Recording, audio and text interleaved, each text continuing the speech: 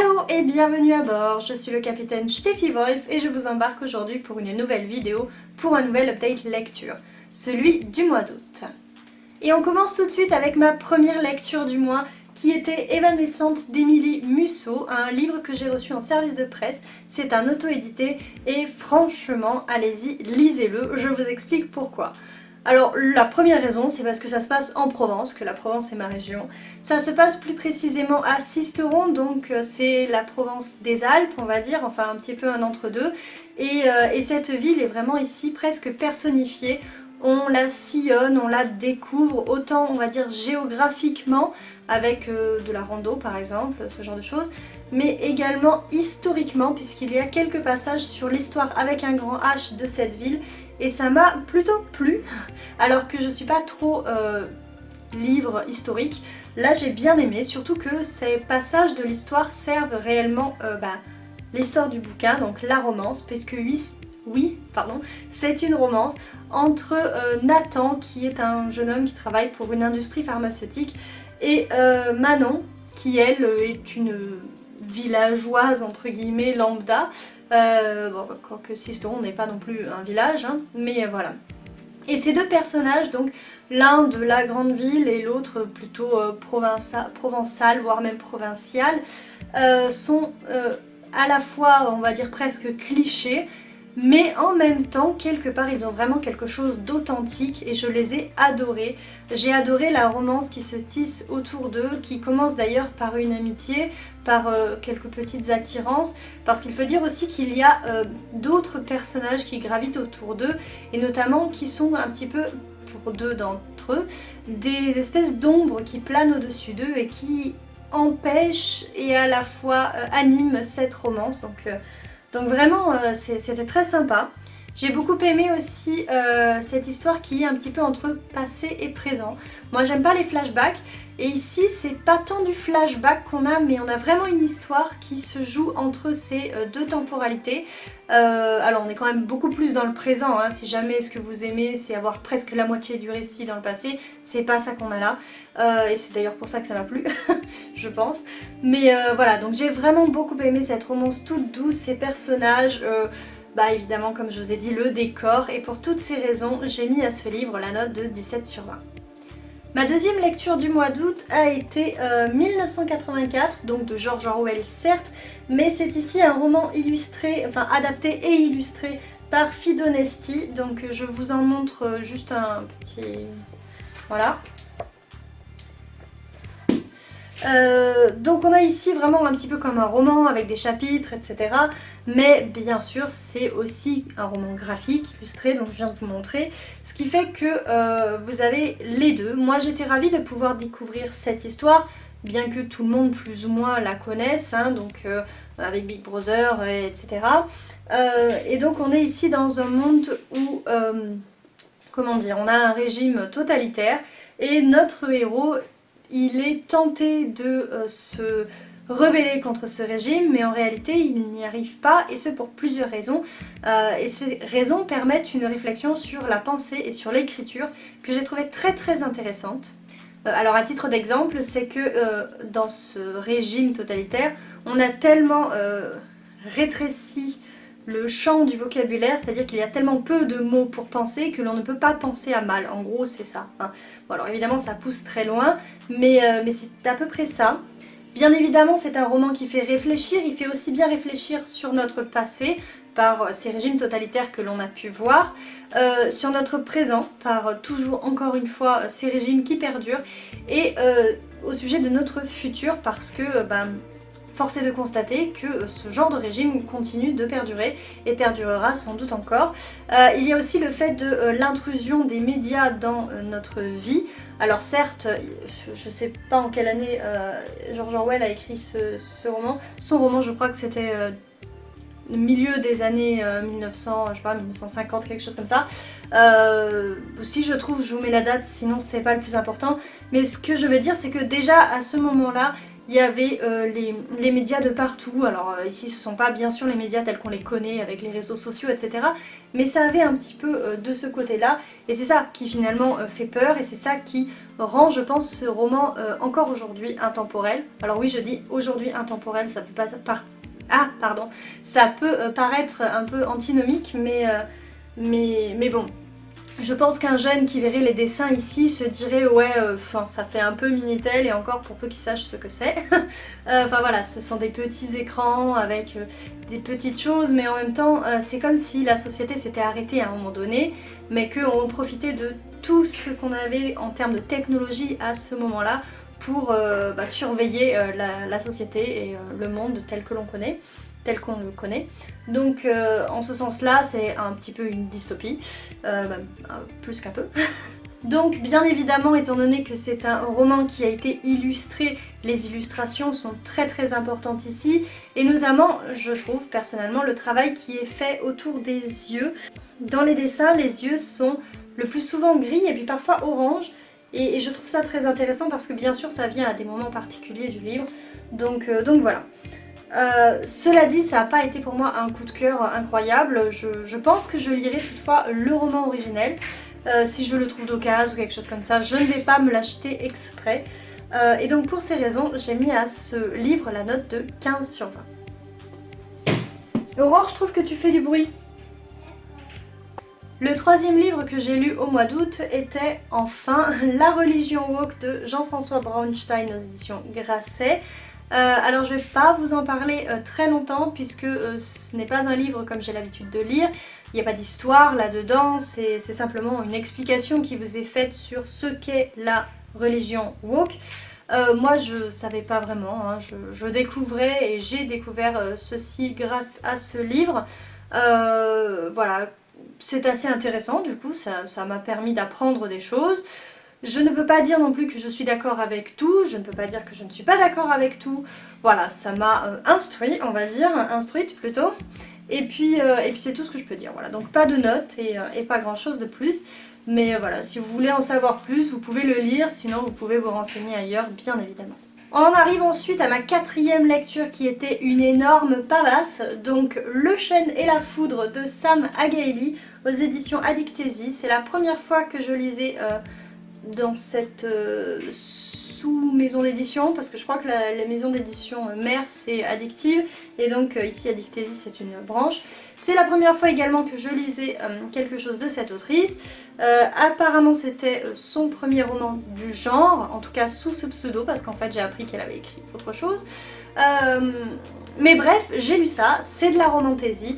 Je le savais dès le début, donc entre une jeune fille d'un village qui est un peu la sorcière, c'est-à-dire qu'elle est mise au banc, tout le monde la déteste et elle ne cherche qu'une chose, c'est partir.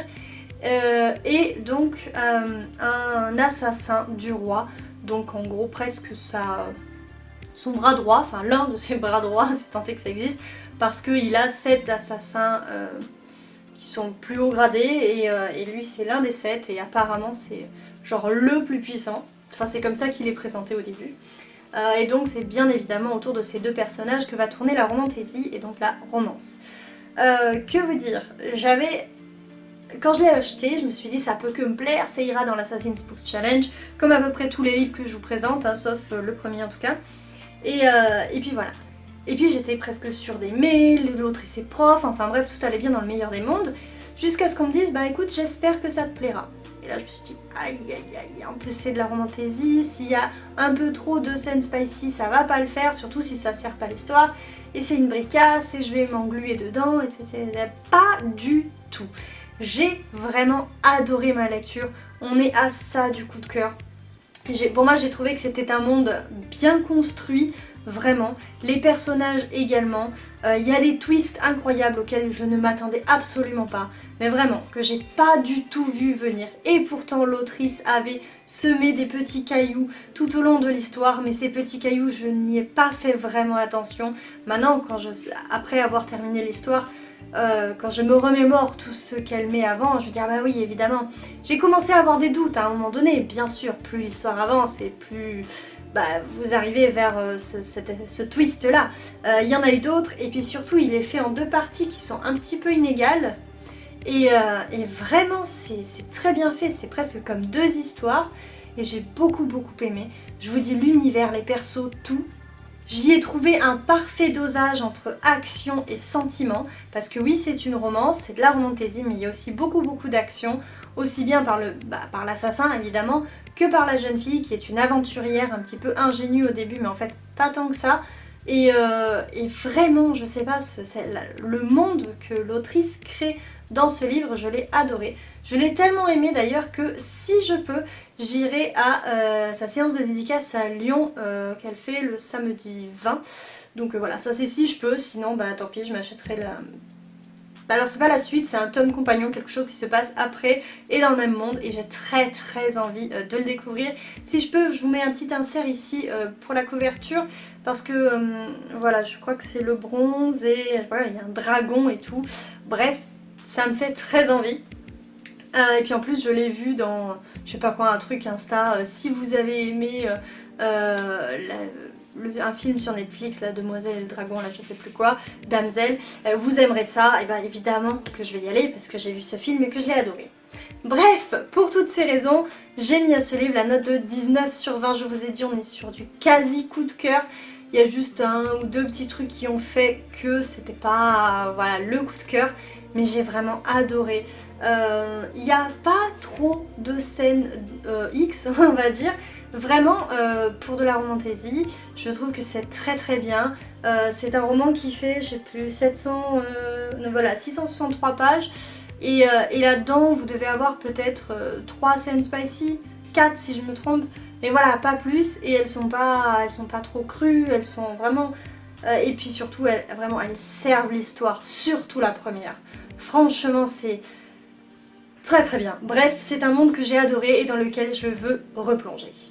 Le livre que j'ai lu ensuite, c'était La Reine sans cœur de Flora C. Alors c'est ici un tome 1. C'est aux éditions Caméléon. C'est une maison d'édition que j'aime beaucoup parce qu'elle fait de jolis livres, je trouve. Enfin, la mise en page est très bien et très sympa, vous voyez par exemple. Voilà. Donc là-dessus, je savais que je partais sur un objet de qualité.